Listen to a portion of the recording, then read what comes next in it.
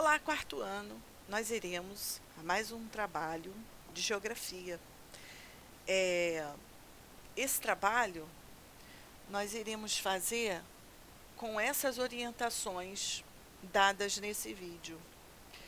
Lá na página 28, nós temos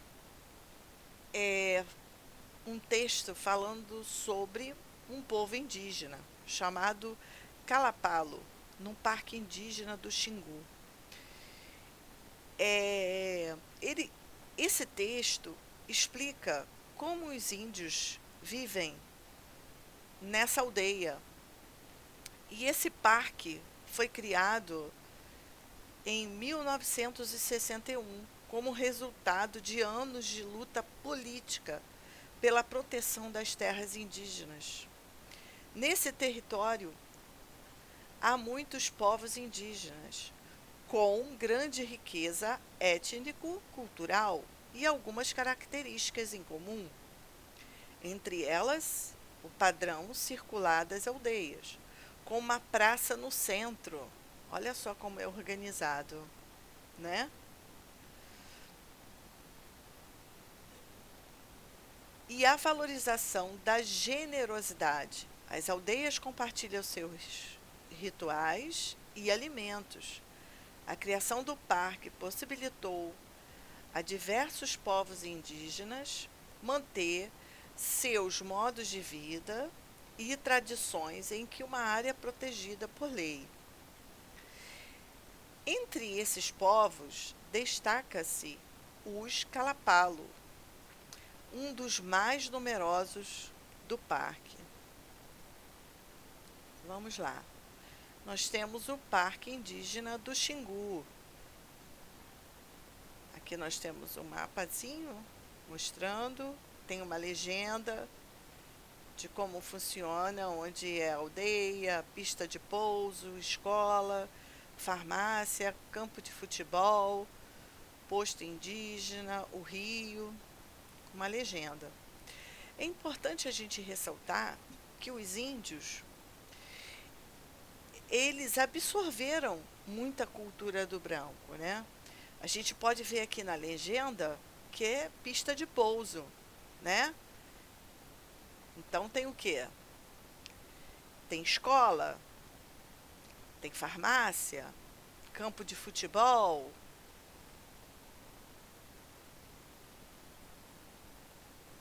Então o que nós temos aqui? Tem estradas.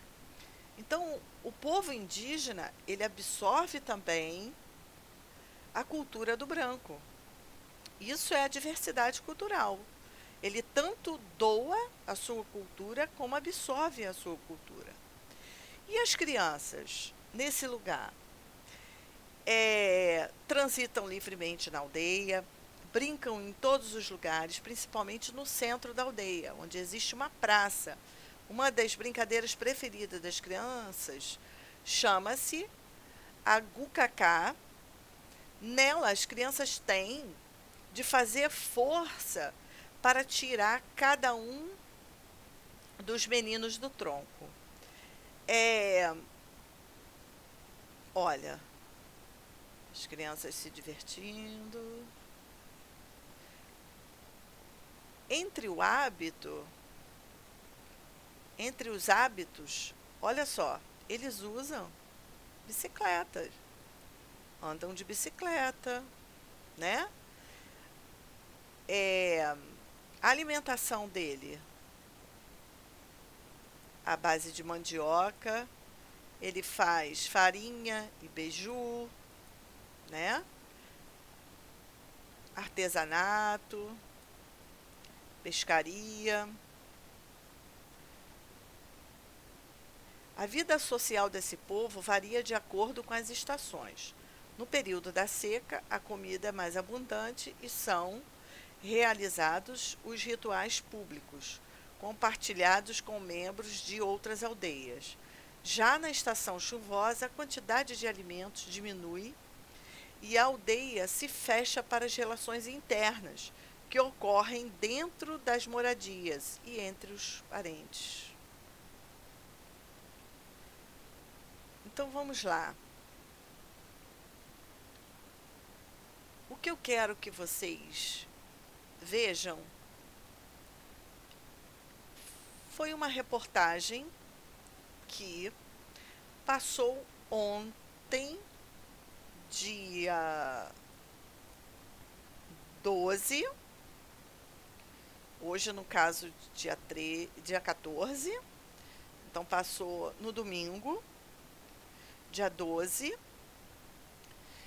e que fala do Covid-19 que chega às aldeias, nas terras indígenas.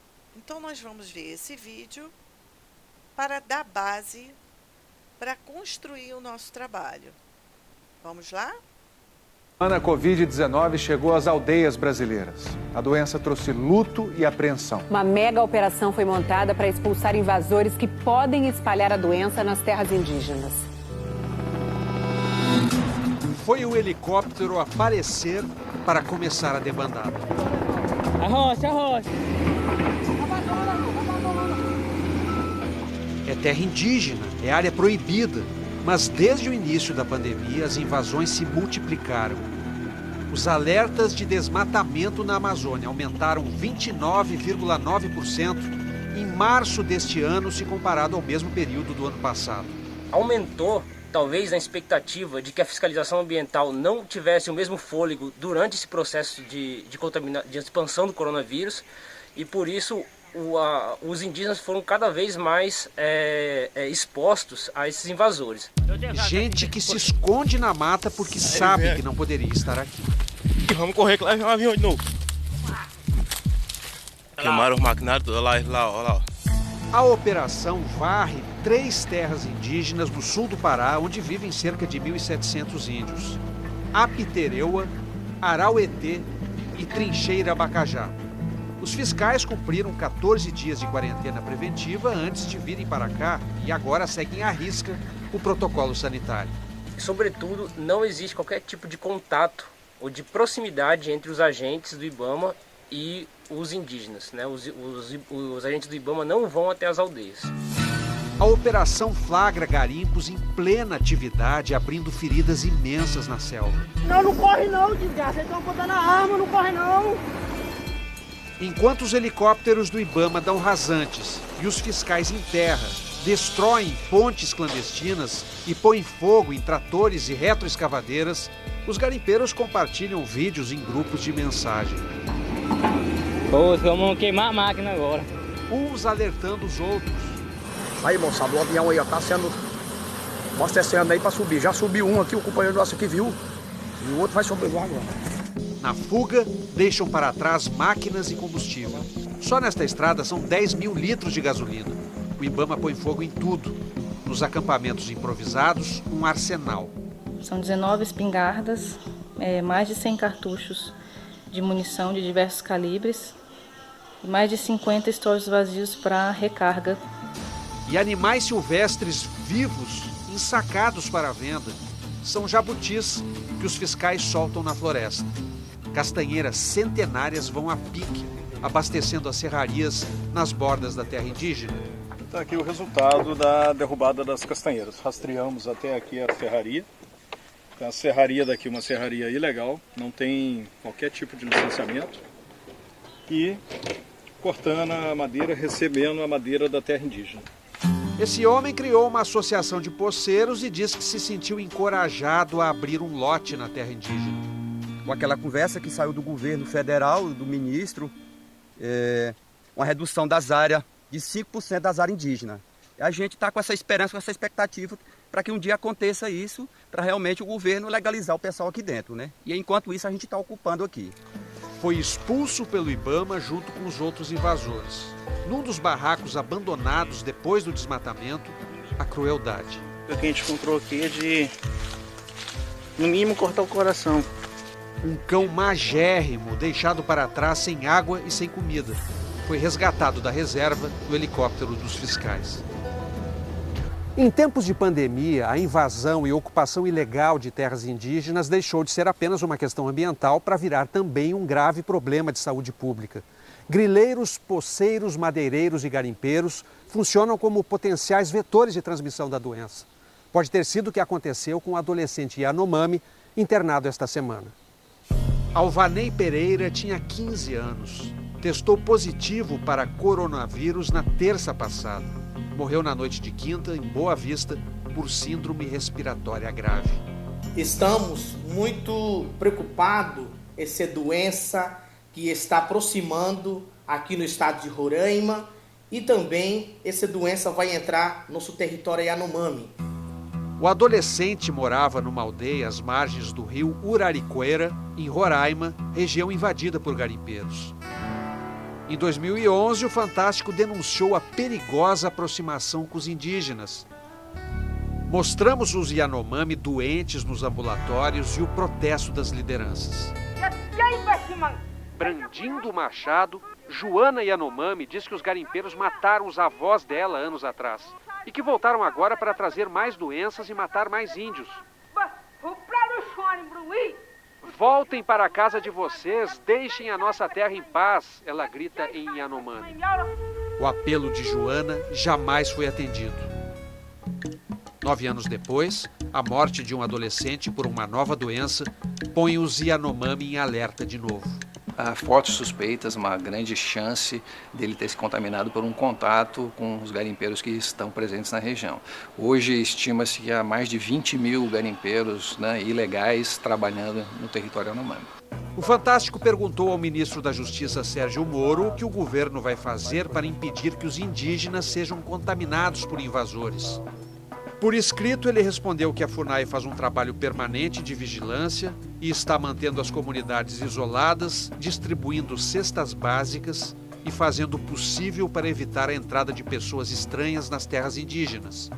Outras 2 mortes foram registradas em Santarém, no Pará, e em Itacoatiara, no Amazonas. Mas como viviam na cidade há anos, o Ministério da Saúde não os inclui na estatística como indígenas. Na aldeia São José, em Santo Antônio do Içá, no Amazonas, onde 43 pessoas foram testadas, vem a boa notícia. A agente de saúde Suzane Pereira, primeira indígena infectada no país, está curada. Me sinto renovada, estou curada, E não precisei ser hospitalizada, graças a Deus. E vamos continuar aqui ajudando nossos parentes. A mãe, a filha e um vizinho dela estão com a Covid-19. Então, todo esse grupo familiar, tanto dela como do vizinho, está nesse momento em isolamento, em vigilância de sintomas. Qual que é o estado de saúde deles hoje? A mãe dela também só teve tosse, dor de garganta e febre, e a filha teve tosse e coriza, todos com sintomas muito leves. Ninguém, até agora, teve febre. A médica que cuida deles torce para não aparecerem casos graves. Hoje você diria que vocês estão preparados ou vocês precisam de mais apoio? Eu acho que nenhum município do Alto Solimões tem uma infraestrutura para dar esse suporte em caso de pacientes graves. Não temos respiradores, a gente não tem especialistas aqui, a maioria é clínico geral ou tem outras especialidades que não tratam de pacientes graves. Ontem o Ministério da Saúde confirmou mais 2 mortes de indígenas justamente do Alto Solimões. Uma mulher de 44 anos de São Paulo de Olivença e um homem de 78 anos de Tabatinga. Como alternativa à falta de leitos para os indígenas no Amazonas, o governo anunciou que será construído um hospital de campanha em Manaus. Mas o que fazer em regiões onde não chega nem o básico? Na aldeia Jaguapiru, em Dourados, Mato Grosso do Sul, onde moram 17 mil pessoas, não há sequer o mínimo para se prevenir. 30%, 40%, das pessoas não têm acesso à água de forma continuada. Aquela orientação de lavar as mãos toda hora, isso é impossível para vocês? Fica difícil e em diversas regiões da aldeia isso não vai acontecer. Na internet, líderes e associações indígenas de várias etnias se mobilizam, divulgando cuidados, ensinando a lavar as mãos e defendendo o isolamento social. A hashtag Fica na Aldeia se espalhou, mas nenhum esforço surtirá efeito se as invasões continuarem. Há consenso entre os especialistas sobre uma providência urgente. Evitar que as pessoas entrem no território sem necessidade. Qualquer tipo de pessoa não indígena, deve evitar entrar no território, com exceção dos profissionais de saúde. Barreira mesmo. Barreira mesmo.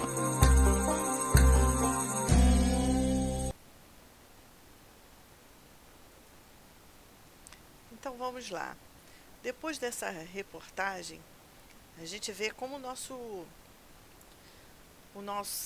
população indígena corre riscos, né, de invasões, retiram suas riquezas, levam doenças. Então, o nosso trabalho, nós iremos responder, ler o texto informativo, responder as questões e enviar por e-mail. Eu espero que vocês tenham gostado do trabalho. É um trabalho que eu busco desenvolver a noção crítica e atualizar vocês do nosso povo indígena atualmente. Beijinhos, estou com saudades.